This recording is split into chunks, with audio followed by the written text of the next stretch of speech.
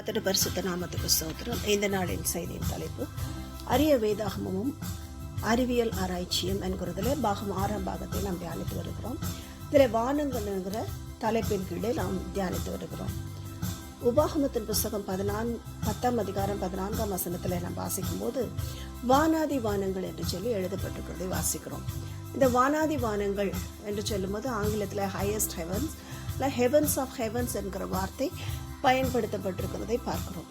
இதனுடைய மூல பாஷையின் அர்த்தம், எபிரேய பாஷையின் அர்த்தம் என்னன்னா ஹாஷா மாயிம்.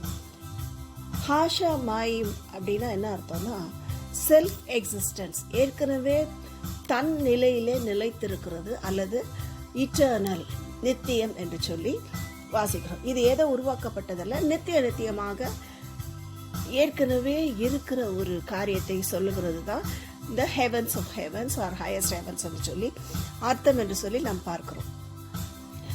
சங்கீதம் 104 சங்கீதம் 2ஆம் வசனத்தில் வாசிக்கிறோம், இந்த வானங்களை தேவன் என்ன செய்தாராம், திரை போல விரித்தார். ஒரு திரை அப்படின்னா என்ன அர்த்தம், கர்டைன்ஸ் என்று சொல்லுவோம். வீடுகளில் நம்ம என்ன செய்வோம், ஸ்க்ரீன்ஸ் எல்லாம் போடுறோம். இந்த ஸ்க்ரீன்ஸ்க்கு பேர் என்ன, கர்டைன்ஸ் சொல்லுவாங்க. இது போல தேவன் என்ன செய்தார், இந்த வானங்களை விரித்ததாக வேதம் சொல்லுகிறது. கர்த்தருடைய பரிசுத்த நாமத்துக்கு ஸ்தோத்திரம். இதுல பார்க்கும்போது ஏசாயா 34:4 வசனத்துல வாசிக்கிறோம், இப்படி கர்டன்ஸ் போல விரிக்கப்பட்ட இந்த வானத்தை சுருட்டவும் தேவன் ஒரு நாளை நியமித்திருக்கிறார்.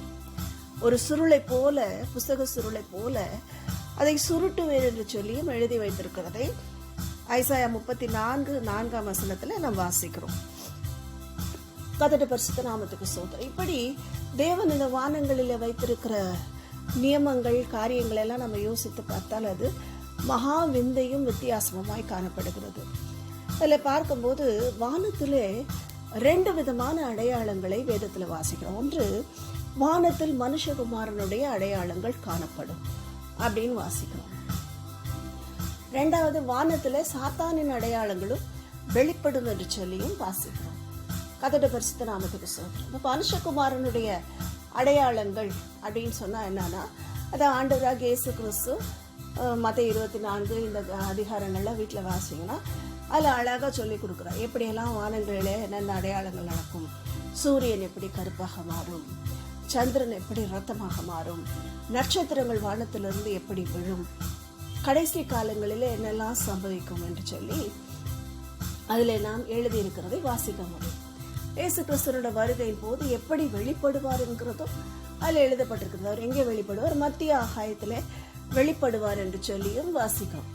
கர்த்தருடைய பரிசுத்த நாமத்துக்கு ஸ்தோத்திரம். மேகங்களுடனே வருவார், தேவதூதர்களுடைய வருவார், எக்காலங்களுடைய வருவார், இதையெல்லாம் வாசிக்கிறோம். அதே நேரத்தில் சாத்தானுடைய அடையாளங்கள் என்று சொல்லி நாம் பார்க்கும் பொழுது அதில் வாசிக்கும் போது என்ன எல்லாம் எழுதியிருக்கிறது என்றால், தேவதூதன் பறக்கிறது போல சில காட்சிகள் வானத்தில் இப்போ அடிக்கடி வாசிக்கிறோம். நம்ம மீடியாவில் அநேக ஃபேஸ்புக்கில் மற்ற இடங்கள்லாம் வீடியோஸில் பார்க்குறோம். அந்த ஊரில் தேவதூதன் பறந்தார், அந்த ஊரில் நிறைய தேவதூதர்கள் வந்து உட்கார்ந்து ஒரு வீடு ஃபுல்லாக காவல் காத்ததாக எழுதப்பட்டிருக்கு. அந்த இது அப்படியே வீடியோ எடுத்தும் போட்டிருக்காங்க. அந்த தேவதூதன் பறந்ததையும் அந்த தேவதூதர்கள் எல்லாம் வந்து ஒரு பகுதியின் மேல் இருந்து அங்கே காவல் காக்கிறது போல சில காரியங்களையும் என்ன செய்கிறார்கள், ஆந்திராவில் இது வெளிப்பட்டதாகவும் எழுதியிருக்கிறார்கள் அல்லது வீடியோ எடுத்து வைத்திருக்கிறார்கள். கர்த்தருடைய பரிசுத்த நாமத்துக்கு ஸ்தோத்திரம். அநேக வெளிநாடுகளில் பார்த்தீங்கன்னா இயேசுடைய முகம் அப்படியே வந்து தோன்றினதாம், அந்த இயேசுடைய முகத்திலிருந்து கண்ணீர் வடிந்ததாக வீடியோ எடுத்திருக்கிறார்கள். இயேசு அப்படியே பூமியை பார்க்கறது போல எழுதப்பட்டிருக்கிறதையும் வரையப்பட்டிருக்கிறதையும் சில காரியங்கள் தோன்றினதையும் வீடியோ எடுத்து வைத்திருக்கிறார்கள். கர்த்தருடைய பரிசுத்த நாமத்துக்கு ஸ்தோத்திரம். இப்படி அநேக காரியங்கள் வானத்தில் இப்போ கொஞ்ச நாளாக லேட்டஸ்டாக நிறையா தேவதூதர்களும் இயேசு கிறிஸ்துவின் முகமும் இயேசு கிறிஸ்துவனுடைய காரியங்களும் வானத்தில் தோன்றினது போல சில காரியங்கள் சித்தரிக்கப்படுகிறதை பார்க்கிறோம். இதெல்லாம் விட பயங்கரம் என்னன்னா, ஒரு இங்கே நம்ம சென்னையில் நடந்த காரியம், ஒரு பாஸ்டர் அவங்களுடைய சண்டே கிளாஸ் ப்ரோக்ராமில் இயேசு கிறிஸ்து சிலுவையில் அறையப்படுகிற ஒரு காரியத்தை அவர்கள் என்ன செய்திருக்கிறார்கள், அந்த லைட் மூலமாக, ஒளியின் மூலமாக ஒளிபரப்பி இருக்கிறார்கள். அதில் பார்க்கும்போது ஃபஸ்ட்டு இந்த சைடு இயேசு அப்படியே அவர் பாடுபடுகிறதாகவும் அந்த சைடில் அவர் உயிர் எழும்பும்போது அப்படியே இயேசு மேலே ஏறுறது போல் அந்த லைட் காட்சிகள் வெளியிடப்பட்டு அதை பார்க்கும்போது எல்லாரும் நாங்கள்லாம் பயந்துட்டோம். உண்மையாகவே இயேசு அப்படியே மேலே ஏறுறது போல் ஒரு அந்த லைட் ஒளி மூலமாய் சித்தரிக்கப்பட்டதை பார்க்கும்போது நாங்களாம் பயந்துட்டோம். அவ்வளோ ரொம்ப நல்லா இருந்துச்சு என்று சொல்லி அவர் சொன்னார். நானும் அப்படிப்பட்ட ஒளி காட்சிகளை வீடியோவில் பார்த்தேன். இதுக்கெல்லாம் பேர் என்னன்னா மார்பிங் என்று சொல்லுவாங்க. இதெல்லாம் என்னது, அப்படியே சித்தரிக்கப்படுகிற உருவகப்படுத்தப்படுகிற காரியங்கள். கர்த்தருடைய பரிசுத்த நாமத்துக்கு ஸ்தோத்திரம். இந்த காரியத்தின் மூலமா தான் பிசாசு என்ன செய்ய ஆரம்பிப்பான், ஜனங்களை வஞ்சிக்க ஆரம்பிப்பான். இதோ இயேசு இங்கே இருக்கிறார், இயேசு அங்கே இருக்கிறார் என்று நம்பாதிருங்கள் என்று ஆண்டவராக இயேசு கிறிஸ்து சொன்னார். ஏன்னா அவர் யார் வீட்லயும் சாப்பிட்றதுக்கு வரல, இயேசு யாரோடையும் பேசுறதுக்கு வரப்போறதில்லை. இயேசு யாரையும் அப்படியே கன்வின்ஸ் பண்ணி நான் உன் கூட இருக்கிறேன்னு எல்லா ஜனங்களுக்கும் வெளிப்படுத்துகிறதற்கு, ஒரு மனிதனை அங்கீகாரப்படுத்துகிறதற்கு வரப்போகிறதில்லை. அவர் வரப்போகிறது யாருக்கு என்றால், அவருடைய திருச்சபையாகிய அவருடைய மகாபரிசுத்தமான இரத்தத்தினாலே சம்பாதிக்கப்பட்ட அவருடைய ஜனங்களை அல்லது சபையை அவரோடு சேர்த்து கொள்ளும்படிதான் அவர் வரப்போறார். அதுக்கு தான் அவர் மத்திய ஆகாயத்தில் வரப்போறார். போட்டோவுக்கு போஸ்ட் கொடுக்க வரப்போகிறது இல்லை, வீடியோவில் தன்னை வெளிப்படுத்த வரப்போகிறது இல்லை, டிவியில காண்பிக்க வரப்போகிறது இல்லை. கர்த்தருடைய பரிசுத்த நாமத்துக்கு ஸ்தோத்திரம். இதுல தான் என்ன செய்யறான் பிசாசு, ஜனங்களை வஞ்சிக்கும்படிக்கு அங்கங்க இயேசு இருக்கிறது போல. இது என்ன ஆகும்னா, இயேசு கிறிஸ்துவனுடைய ரகசிய வருகைக்கு பிற்பாடு மற்ற ஜனங்களை வஞ்சிக்கிறதற்காக இது இப்பவே என்ன செய்யப்பட்டிருக்கிறது, இப்பவே எல்லாம் ரெடி பண்ணிட்டு இருக்கான் பிசாசு.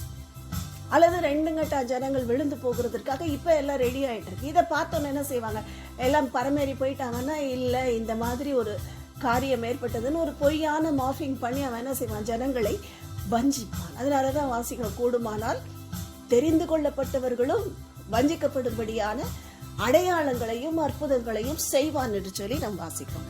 அப்ப இந்த காரியத்துல நாம் ஜாக்கிரதையா இருக்க வேண்டும். இதுல நாம் என்ன செய்யக்கூடாது, இதெல்லாம் நம்பாதீங்க. இயேசு இங்க வந்தார், அங்க வந்தார், இங்க இருக்கிறார்னா நம்பாதீங்க. இயேசு மகிமையா இருக்கிறார். இப்ப நம்ம ஜெபிக்கும் போது நம்ம மத்தியில ஆவியா இருக்கிறார். அப்படியே நேரடியா வருகிறது இல்லை, பரிசுத்த ஆவியினாலே இதை வெளிப்படுத்துகிறார். அதே நேரத்துல மத்திய ஆகாயத்துல வரும்போது முகமுகமாய் தரிசனம் ஆவார். அந்த தரிசனமாய் இங்கே நின்றுட்டு இருக்க மாட்டார். ஒரு செகண்ட்ல அவரோட சபையை எடுத்துக்கொண்டு கண் இமைக்கும் நேரத்தில் என்று வாசிக்கிறோம். அந்த கண் இமைக்கும் நேரத்துல மின்னல் கிழக்கிலே தோன்றி மேற்கிலே மறைகிற அந்த ஸ்பீட்ல இயேசு கிறிஸ்து தன்னுடைய சபை அவரோடு சேர்த்து கொள்வார். நின்று போட்டோ போஸ்ட் கொடுக்கவோ வீடியோ போஸ்ட் கொடுக்கவோ மாட்டார். அதனால இந்த காரியத்துல நாம் எச்சரிக்கையா இருப்போம்.